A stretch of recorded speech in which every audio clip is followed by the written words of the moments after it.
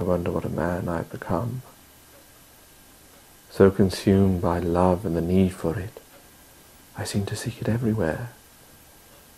And I'd be untruthful if I didn't say that I'm not as faithful as I should be or would want to be. For although I love you, my need for love seems to be greater. Why you keep me in the cold and don't respond and treat me as some thing to be toyed with, a mere friend, a person that you have no real concern for. I find myself gazing at other young things, hoping to be fulfilled. I see the girl like a statue. Her black hair on her face, cut out like a pumpkin, all the style. Her striking eyes, her warm reserved smile, her lips, her silence, her complexion, her tall figure, the way she looks at me, and yet I know there is nothing there. Even when she smiles, it lights up my life as if she has told me that she loves me, and yet all she did was smile, as she might do a beggar on the street who walks past her, or a familiar face, and yet only I could imagine love in such a small thing. So much is my need, my desire, my dependence on love and being loved. And yet that is what I wanted from you. That is what I hoped from you, from this girl that I've always dreamed and never be able to find, never.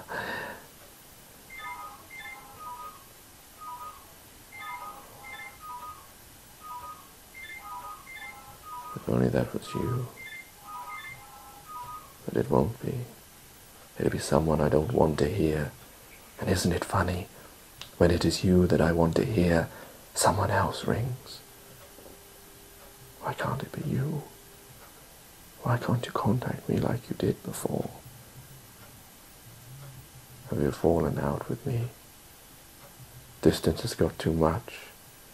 You don't love me anymore. You don't want to try. Can I blame you? Look at me, looking at all these girls. I see them walking through the street.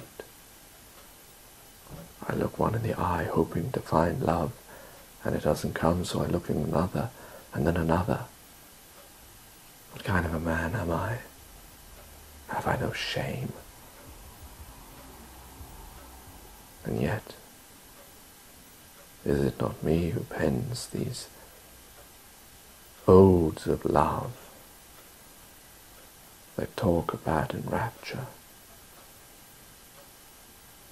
about the need for lovers to be restrained, to be together, to be faithful, to be true? And yet how do I conduct my love in real life? And yet I am all over the place. My need for love scatters my brain, so that all I end up doing is being consumed by longing. For hours upon hours I will watch the pretty creature, hoping that she will look back at me, and she will not. And if she does, I look away, and I will not utter any words to engage her, and the very hope that she will me is foolish. And so the days go by, and the longing gets more, so much so that it'd be better not to see this person. Is not love such a silly thing? I suspect most men and women do this, and yet only I am stupid enough to tell you. Only I am so honest to explain these things in the hope that you might understand me better. And yet what is there to understand? I am a foolish lover who believes that the things he writes, the things he thinks, have some fabric in this crazy universe. And yet I, of all, should know that it doesn't. For I am a man left alone to suffer this loneliness and longing of love. And yet what do I do wrong? Is my only crime that I do not speak? For if I had the confidence to engage these pretty creatures that I see, will not someone with a kind heart have no trouble? And yet maybe it is better that I do not have this facility. For then what would I do with all these loves, and what then would be of the love that I dream? For why I have this longing, love is so precious, so beautiful, so amazing, so fantastic and unreachable, like a dream, a pristine dream, blessed by its rarity. Like those who in South Africa used to mine for gold with their trays in the water.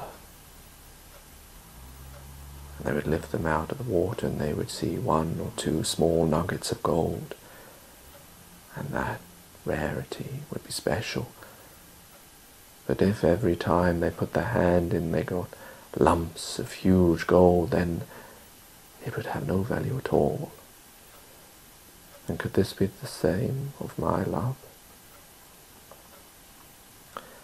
For if I was to be able to engage these women and speak to them as I can you, but only through our distance and the means in which we communicate I find easier than the visual medium, then I would become some terrible Casanova of love, who would abuse it so much and go from one woman to the next that my love would be worthless. And yet the irony of that, why now my love is so special and pure, it cannot be tasted by another. And yet if it could be, then it would be abused and become almost poisonous and horrible to taste. So what am I to do with this dilemma? What do I do when you're not here? I so didn't want this to happen. I wanted us to last. I thought I found the true love of my life, that I would spend with all my life. I would put all my energy and efforts.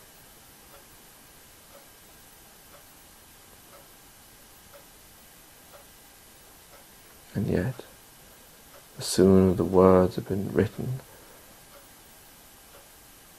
the dream fades, and I am left with this lonely, empty feeling. You're gone.